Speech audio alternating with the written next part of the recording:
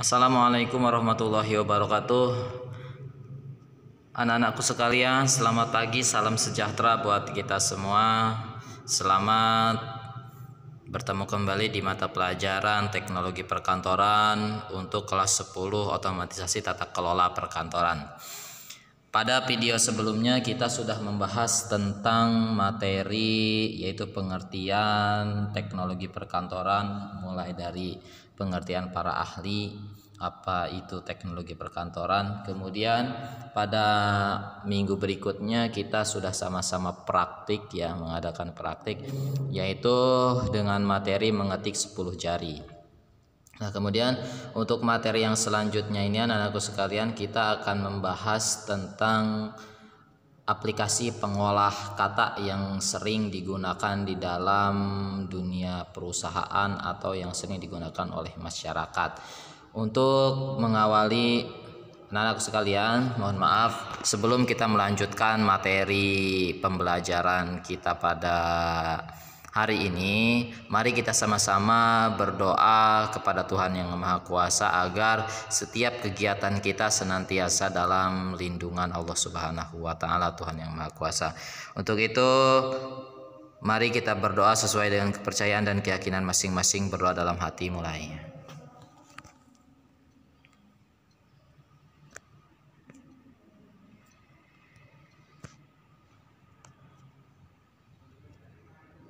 Berdoa selesai. Anak-anakku sekalian, mari kita lanjutkan pembelajaran kita pada video kali ini, yaitu berkenaan dengan pengolah kata.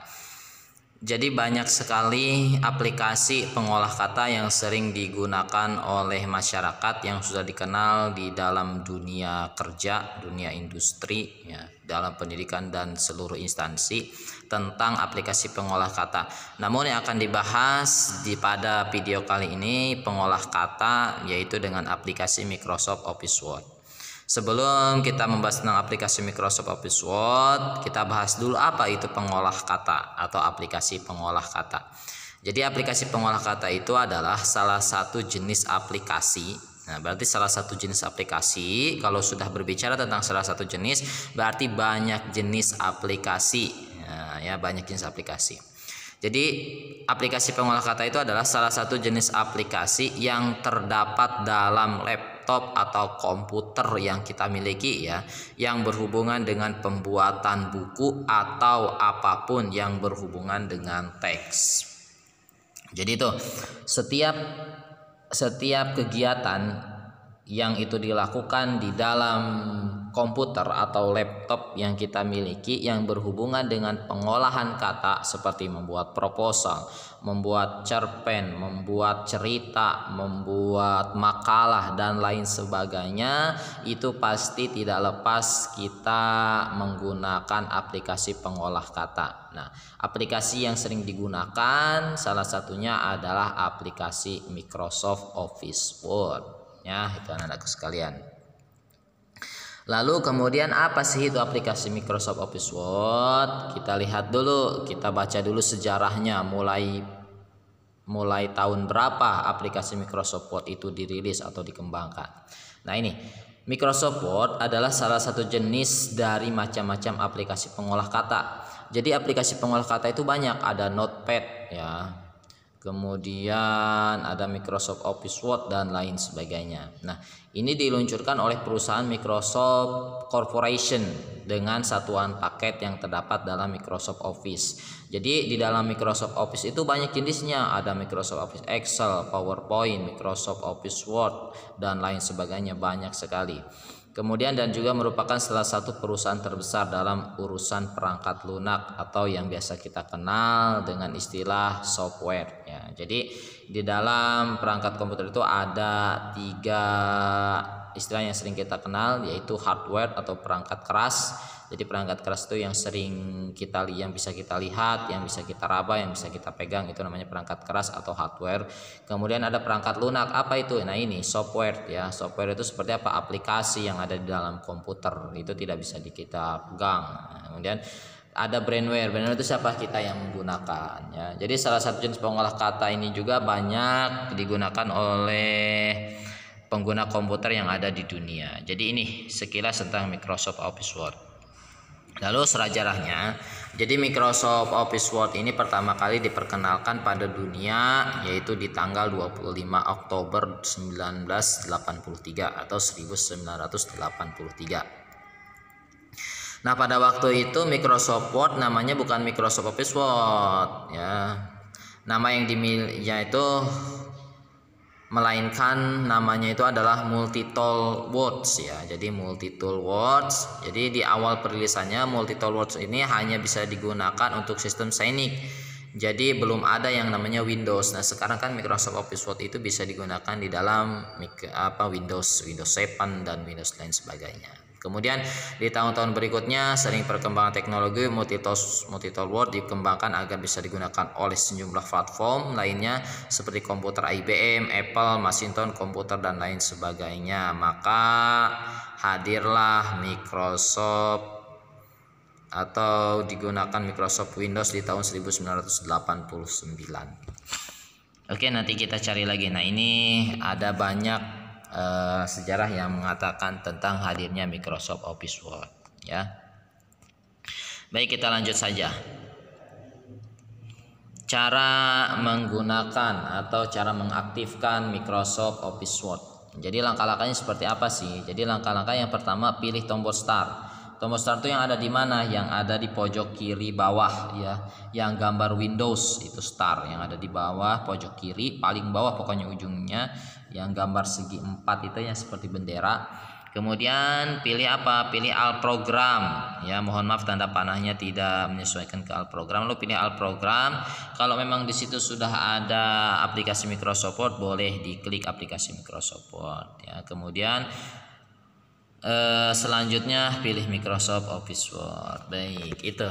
Nah, kemudian selanjutnya anakku sekalian, di dalam Microsoft Office Word itu terdapat beberapa menu ya. Di atasnya ya, di atas teks itu, di atas lembar teks atau halaman itu ada beberapa menu. Ada File, Home, Insert, Backlight, Reference, Mailing, Preview, dan View. Itu namanya adalah ribbon atau ribbon. Nah, di dalam ribbon itu terdapat beberapa menu atau yang biasa kita kenal dengan tab ya. Jadi ada tab File, ada tab Home, tab Insert, dan lain sebagainya. Nah, yang akan kita bahas pertama yaitu ada tab File dulu. Ada apa aja sih di dalam menu tab File? Jadi ada beberapa fungsi yang bisa kita gunakan di dalam menu File atau tab File. Yang pertama itu ada Save.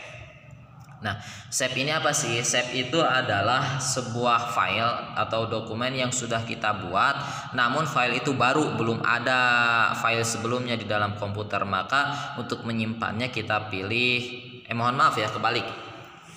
Mohon maaf kebalik. Jadi yang namanya save itu adalah ketika kita ingin melanjutkan ataupun mengedit teks yang sudah ada di dalam file file komputer kita lanjutkan. Misalkan kita melanjutkan sebuah teks. Nah, kemudian setelah kita melanjutkan sebuah teks, kita ingin menyimpannya, cukup tekan tombol cukup tekan menu file atau tab file lalu pilih save, maka otomatis file tersebut akan menyimpan di file yang sudah pernah kita simpan sebelumnya gitu ya. Jadi tidak perlu menyimpan ulang. Kemudian kalau save as apa? Kalau save as itu, nah ini tadi, kalau save as itu untuk menyimpan file yang baru ya, yang belum ada di dalam aplikasi di dalam komputer kita. Kemudian selanjutnya ada open. Karena di sini Bapak tidak menampilkannya untuk menu-menu yang ada di dalam file, tapi setidaknya Bapak akan perkenalkan ini. Jadi ada save as, open, close. Nanti ini kan kita praktekkan ya. Kita lanjutkan saja yang ada gambarnya.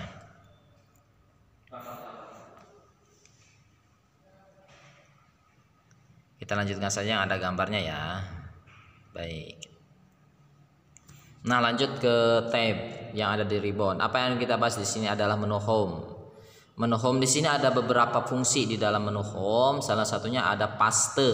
Jadi ada sekitar kurang lebih 24 fungsi. Ini Bapak akan perkenalkan tidak semuanya, tapi kalau nanti cukup waktunya kita perkenalkan semuanya ya, karena di dalam channel YouTube ini tidak bisa terlalu banyak karena nanti berat malah lama nguploadnya.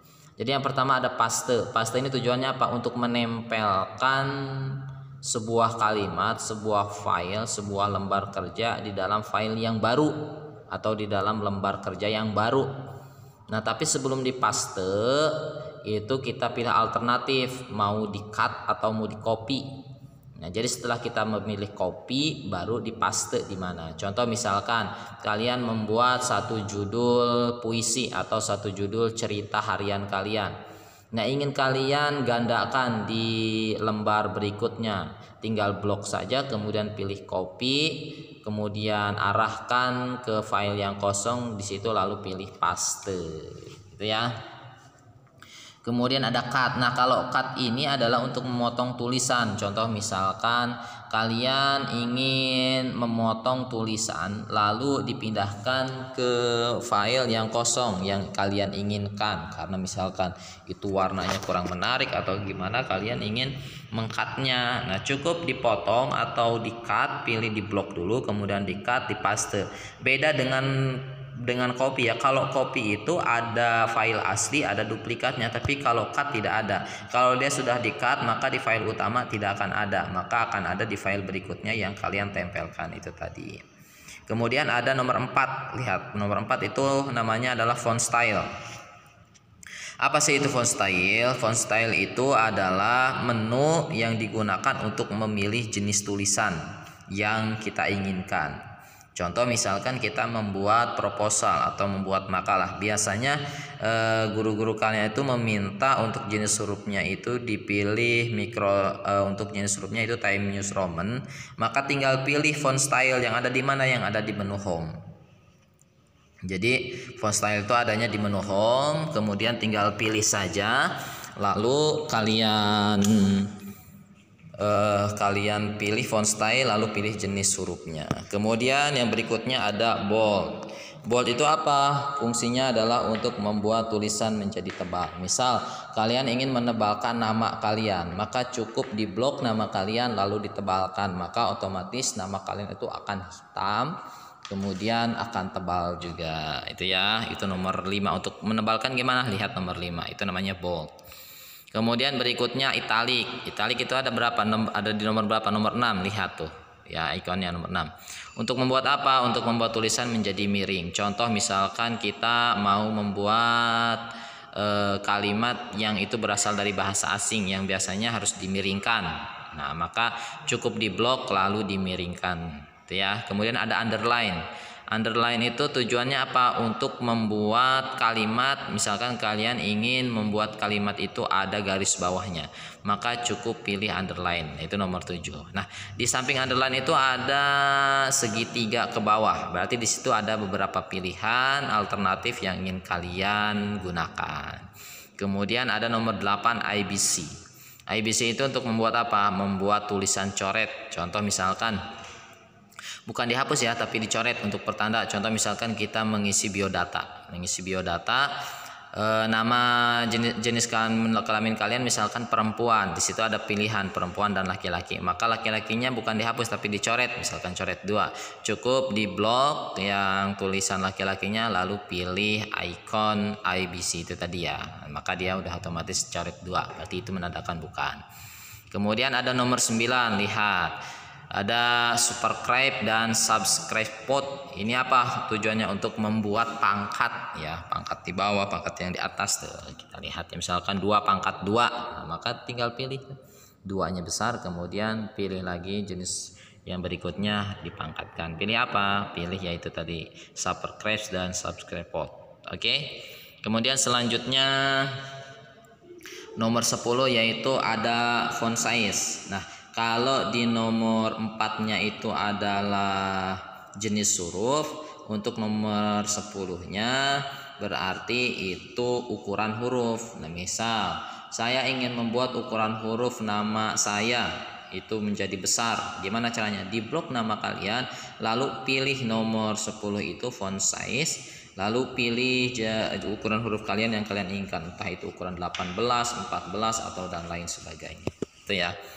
Kemudian selanjutnya ada style nomor 11 ya. Itu apa? Untuk memblok Mohon maaf, style untuk membuat gaya pada tulisan, divariasiin biar lebih menarik bisa. Itu ya. Kemudian ada nomor 12 highlight text tab atau teks ya. Untuk memblok warna kata. Nah, udah kelihatan ya, itu nomor 12 itu kata kalian itu ingin diwarnai misalkan. Jadi jumlah kata kalian ingin diwarnai, bukan huruf ya, tapi katanya ingin diwarnai, maka pilih nomor 12. Kalau 13 itu font color. Jadi untuk membuat hurufnya itu berwarna. Kalau yang 12 mah katanya yang berwarna, tapi kalau nomor 13 hurufnya yang berwarna. Itu ya. Kemudian ada nomor 14 yaitu align left ya, untuk membuat rata kiri. Nah, contoh misalkan kalian membuat dokumen itu ingin di rata kiri, maka blok file kalian lalu dipencet align left atau rata kiri, maka otomatis tulisan kalian akan berada di kiri semua gitu ya. Contoh misalkan itu kalau kita menulis nomor, kita ingin dibuatnya ada di tengah, ada di kiri semua, 1 2 3 ke bawah ya, lalu akan ditempatkan di kiri. Atau nama dari mulai A sampai B tempatkan dan akan di kiri semua, maka pilih itu. Lalu align center itu untuk membuat tulisan menjadi rata tengah, ada di tengah semua nih. Seperti apa? Seperti kita membuat puisi misalkan. Nah itu ya, jadi itu pilih align center.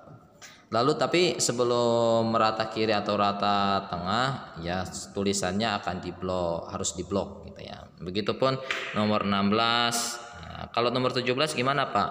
Kalau nomor 17 itu untuk membuat tulisan itu sama ratanya, antara rata kiri, rata tengah, rata kanan sama ratanya, rapi, yaitu pilih Just TV nomor 17 ya.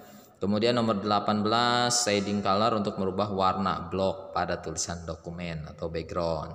Kemudian nomor 19 icon tabel untuk membuat tabel secara manual. Nah, contoh misalkan kalian ingin membuat garis-garis yang ada di kiri, kanan, atas, bawah ya. Contoh misalkan garis kiri berarti border left, ada bottom border, kemudian ada top border, ada right border. Nah, itu tinggal pilih. Kemudian pengen dihilangkan tengah-tengahnya boleh.